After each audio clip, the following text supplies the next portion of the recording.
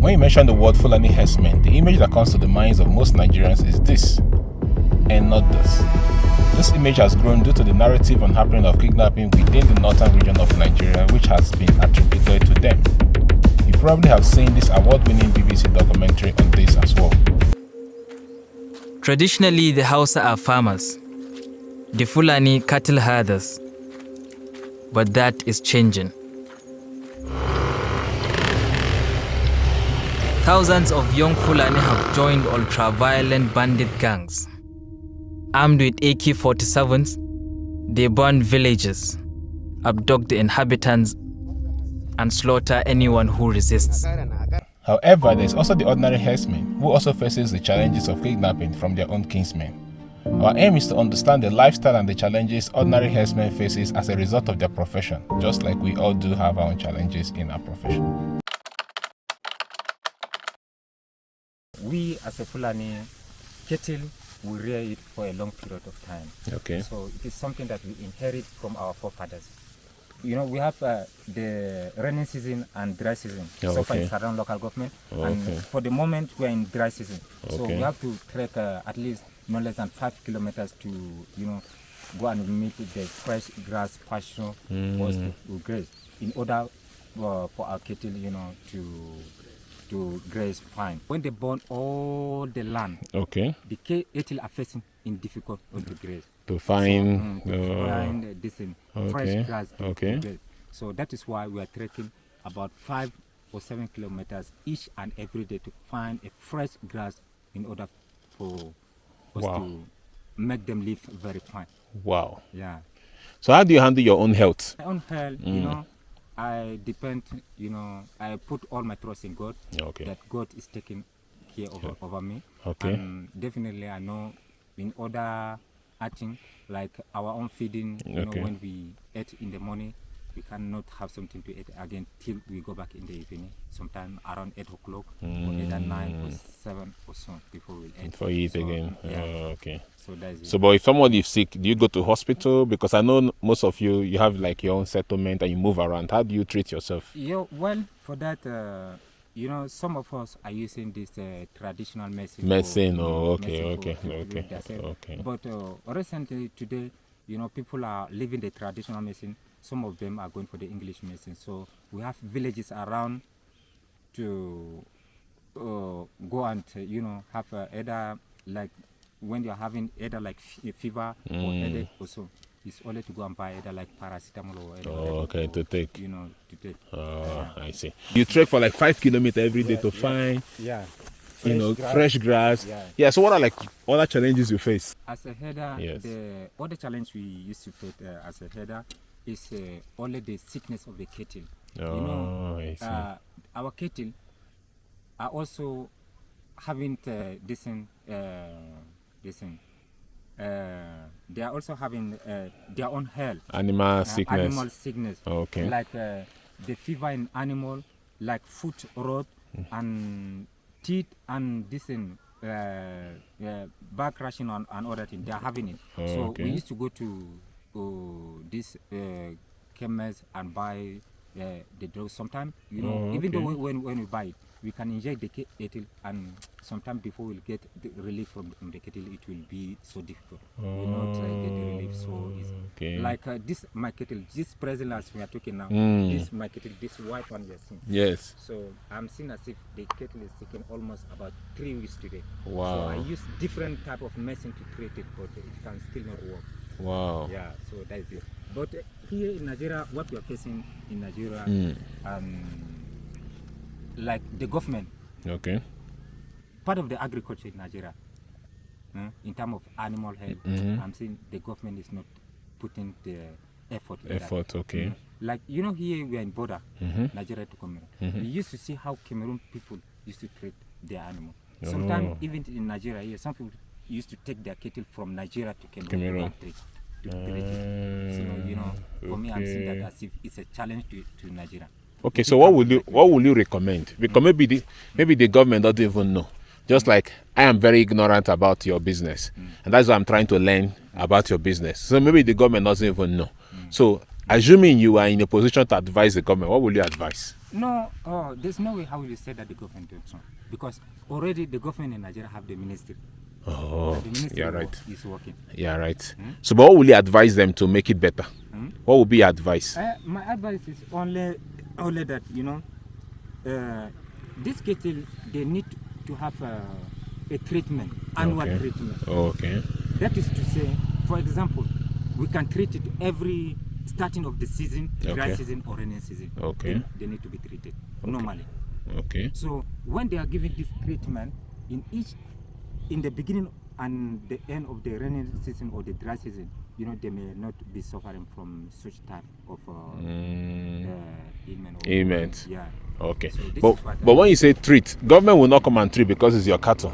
So is it that you will take it, they will create a place so you can take your cattle there for treatment or no for that. Or you get drugs, the right drugs? No, for that. You know, normally drugs is something that is concerned with the government. Okay.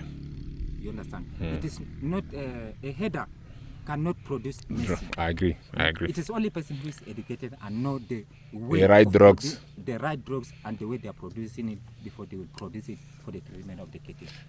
Are you sure we don't have? Maybe you don't know. No, I know that in Nigeria we have. Okay. I know that even in Nigeria presently, there are some medicine. Okay. In Nigeria that I used to bought, and they are the advertisement is there. It's very clear that it is made from so state, especially from Igbo state. Okay. From Aba or so and okay.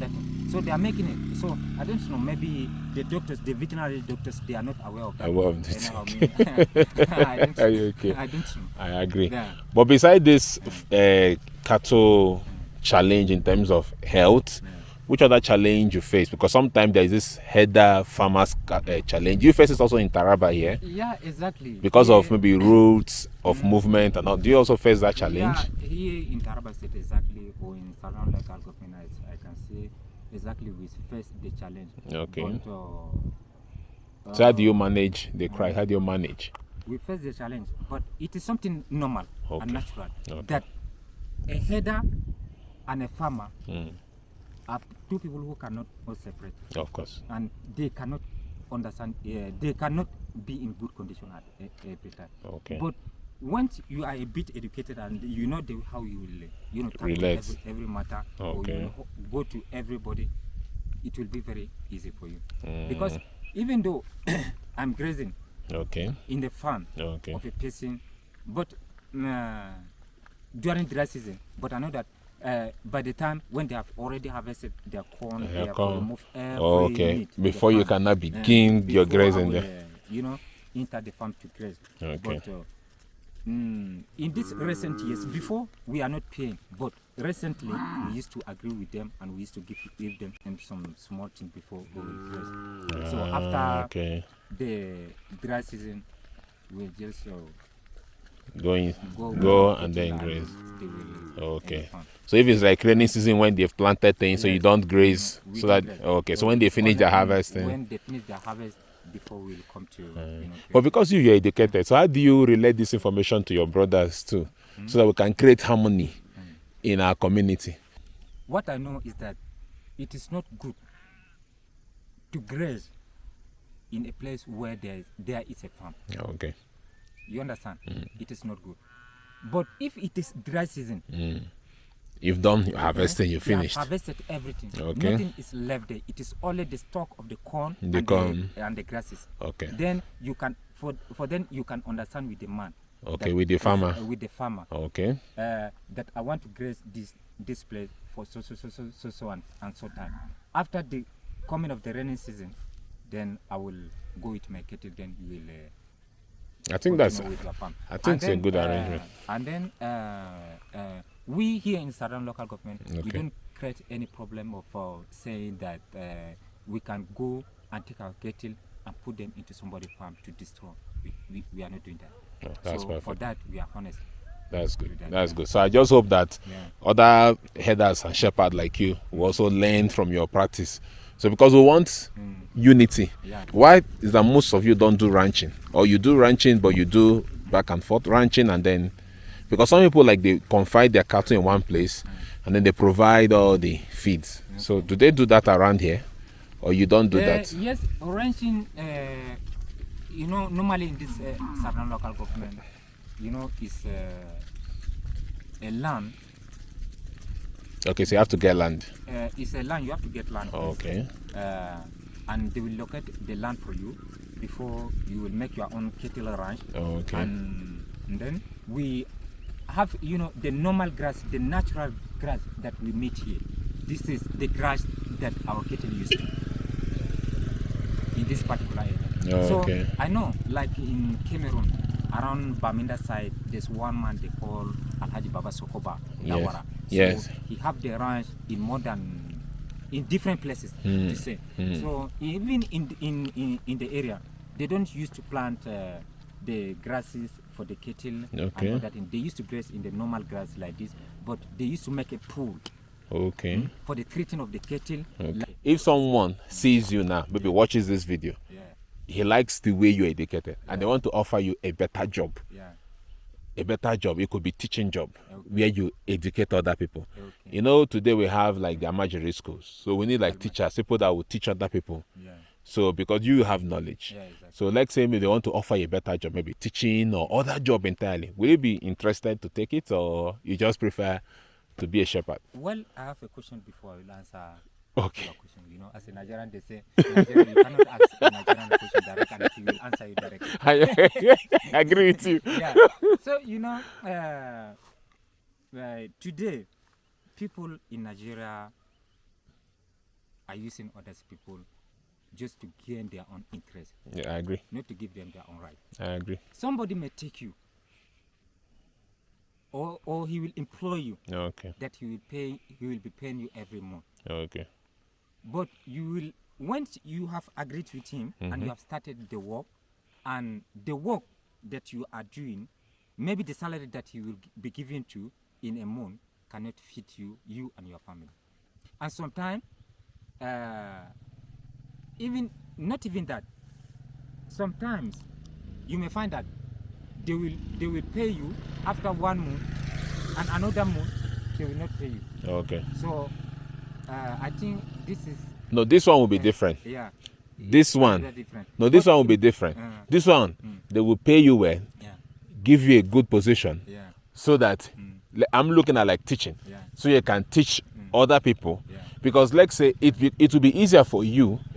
The community that we went to in Jawe, I cannot go and live in Injawe. Exactly, I know. Okay, but it will be easier for you because you are from this part of Nigeria, this area. It will be easier for you to, let's say, go to Injawe.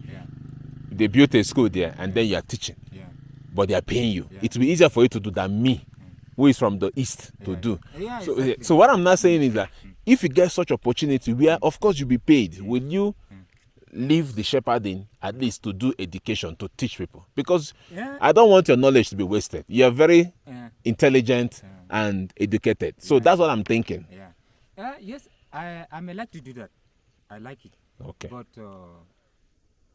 I don't know. Maybe the part will be a private part or under government. Both. Both sides. Yes. Okay. So I like, because you don't know the opportunity. So I'm doing this video, I'm putting it out there. Okay, it could be private, it could be government. But I'm looking at government. But let's say even if it's not government, if it's private, it is something that you'll be willing. That's the most important thing. Yes. Because we need to educate our people. Ignorance is one of the reasons why we have so much problem in the country. Because people are ignorant. But if somebody is educated, then they can make better decisions. Even if we're talking about herders, farmers crisis, like you just said, you graze during after harvesting. That's because you have education. Someone that does not have education will not do that. So if we have more of shepherd, herders who are very much educated, their life will be, things will be a little more different. But that's who is going to educate them? It is people like you who have gotten knowledge, experience, traveled. So that's why I'm thinking that shepherding you are doing now is good. But I think your better purpose will be to be educating others. So that is why I'm saying, if the opportunity come, will you take it? Yeah, if the opportunity come, I like it and I will take it. Exactly. Okay. So will you give us your number so that we can call you? Okay, my phone number. Yes. Okay, yeah. Okay. So give us your phone number. Okay, presently now. Yes. Okay. 070 070. Okay. 68 68 14 84 34 73. 73. Yes. Okay. What's your name again? My name is Hamid. Hamid. Okay. So Hamid, you've given us your number. So if somebody watches this video and is interested to take you, let's say government or a private, to take you so that you can start educating other herders. Because other programs are coming up. You know, government is about to change. Exactly. So the new government that will come now, let's say they create a program where, you know, we can educate more herders, build better school for them so the children can be educated, better healthcare. You know, we need people like you to be like the, you know, the forerunners, the footmen. Because if you can't employ me, I will not go. Yeah, exactly. Because I'll be worried, I will be afraid. No, exactly. Yeah, but if they employ you, it will be easier. Yeah, exactly. Yeah, so that's why I want you to be willing. Yeah. To be willing, you know, to help, because actually you're helping your people, not just people from Sadana, Taraba, other Fulanis from other places as well.